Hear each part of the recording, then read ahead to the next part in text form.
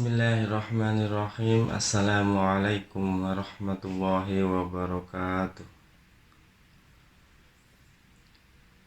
Alhamdulillahirabbil alamin. Wa bihi nasta'in ala umuri dunya waddin. Salatu wassalamu ala asyrafil anbiya'i wal mursalin sayyidina wa maulana Muhammad wa ala alihi wa sahbihi ajma'in, amma ba'du. Alhamdulillah, kali ini kita akan membahas mengenai beberapa bab yang ada dalam kitab Matan Safinatun Najah.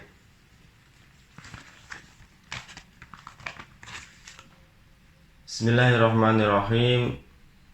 Faslun alamatul bulugh, tanda-tanda baligh. Salasun, ada 3. Tanda yang pertama yaitu tamamu, telah sempurna, khamsa asyarata sanatan, 15 tahun, fi dzakari wa unsa, untuk laki-laki dan perempuan. Jadi tanda baligh pada seseorang yang pertama adalah dia telah menginjak usia 15 tahun untuk laki-laki maupun untuk perempuan.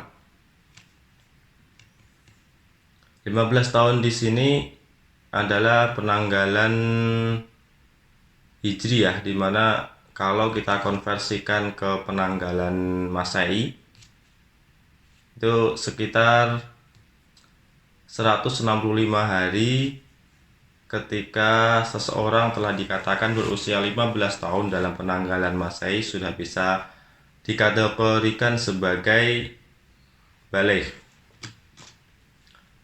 Tanda yang kedua, wal ihtilamu, telah mimpi basah, fi dzakari wa untha, untuk laki-laki dan perempuan, litis aisinina, yang telah menginjak usia 9 tahun. Tanda yang kedua untuk tanda baligh untuk seseorang yaitu untuk laki-laki dan perempuan, mereka telah mimpi basah di usia yang sudah menginjak 9 tahun meskipun mereka belum mencapai usia 15 tahun. Tanda yang ketiga, wal haidu, dan telah haid, fil unsa, untuk perempuan, litis isinina, yang telah menginjak usia 9 tahun.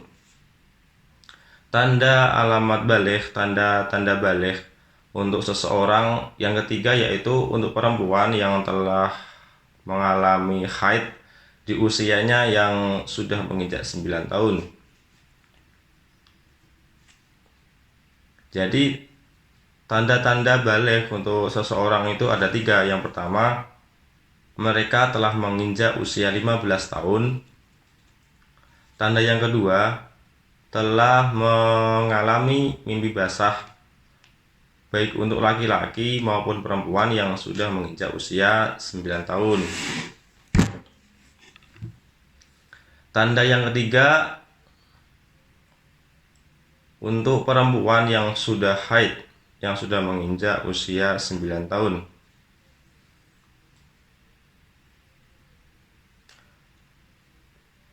Jika seseorang yang sudah berusia 9 tahun dan sudah mengalami mimpi basah untuk laki-laki dan perempuan, atau 9 tahun untuk perempuan yang sudah mengalami haid, sudah dikatakan akhir baligh meskipun mereka belum mencapai usia 15 tahun.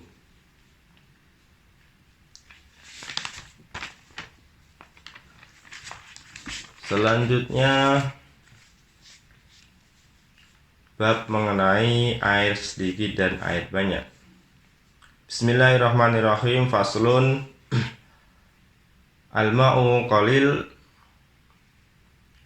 air yang sedikit, wa katsirun, dan air yang banyak. Al-qalilu, yang disebut dengan air sedikit, ma, air, duna kulataini, yang kurang dari 2 kolah. Wal katsiru, dan yang disebut dengan air yang banyak, yaitu kullatani, 2 kolah, faksoro atau lebih. Ukurannya 2 kolah itu kira-kira kalau dihitung dengan ukuran liter sekitar kira-kira itu ada 216 liter. Atau jika kolah itu berbentuk kubus persegi, itu panjangnya 60, lebarnya 60, dan tingginya 60 cm. Itu ukuran kira-kira dari 2 kolah. Al-qalilu yang disebut dengan air sedikit. Al-qalilu, air yang sedikit, yatanajjasu, bisa menjadi najis apa ma'ul qalil, biwuku inajasati, sebab kejatuhan najis, fihi, di dalam ma'ul qalil, wa illam yataghayyara, meskipun tidak berubah apa air yang sedikit tersebut.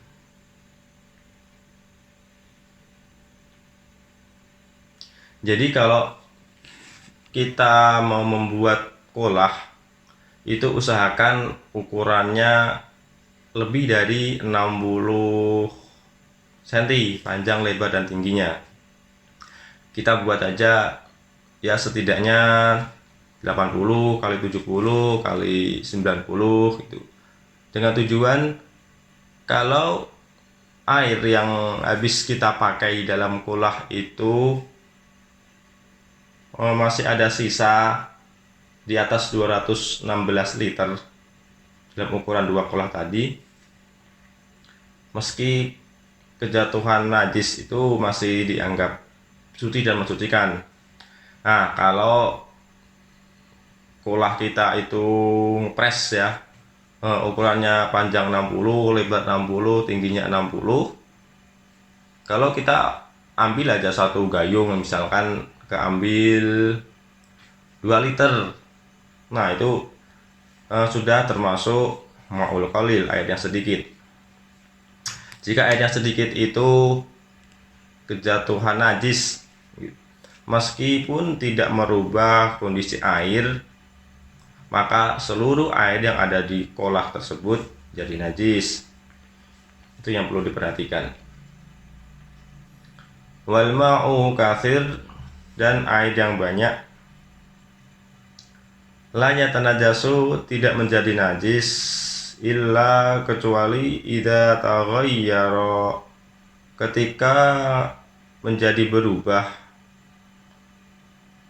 ta'muhu, rasanya dari ma'ul katsir, au launuhu, warnanya ma'ul katsir, au rihuhu, atau baunya ma'ul katsir. Nah, kalau kolah kita ukurannya misal ada 500 liter gitu ya, kemudian kita pakai buat mandi 2 orang, kita anggap karena mandinya banyak gitu, airnya berkurang 200 liter dan masih tersisa 300 liter. Nah, air yang ada di kolah itu masih terkategorikan sebagai ma'ul katsir karena lebih dari 216 liter.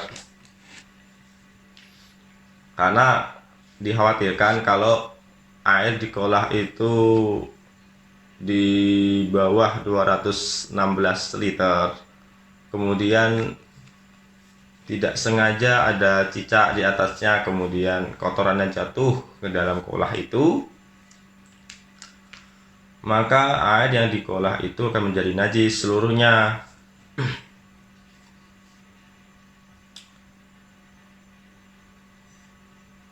Terus kalau semisal kita punya air dalam ember, ketika itu sedang ada hajatan dan ada cuci piring, gelas gitu kan, kemudian air yang kita punya hanya satu ember yang isinya 25 liter. Nah, kita harus berhati-hati dalam menggunakan air tersebut karena itu termasuk air yang sedikit. Jangan sampai ada sendok yang sedang kita cuci yang ternyata kena percikan najis, kemudian kita masukkan ke air tersebut, ya jadi najis semua gitu yang di embernya. Kemudian kita pakai buat nyuci piring-piring yang lain, ya jadi najis semua itu piring sama sendok-sendoknya. Itu yang perlu kita perhatikan terkait ma'ul qalil, air yang sedikit.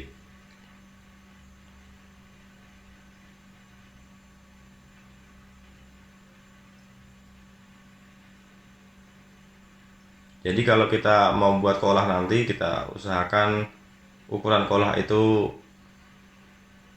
lebih dari 60 kali 60 kali 60, dengan tujuan kalau air itu kita tinggal habis pakai itu, meski berkurang dari ukuran kolah penuh, tetapi masih ada air di lebih dari 216 liter.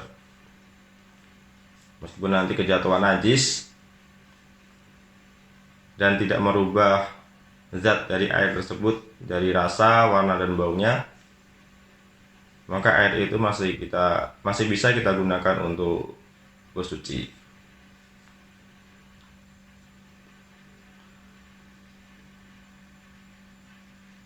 Itu dua bab penjelasan dari kitab Matan Safinatun Najah.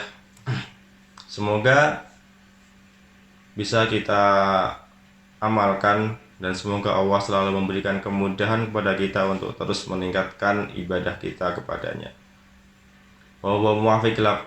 Assalamualaikum warahmatullahi wabarakatuh.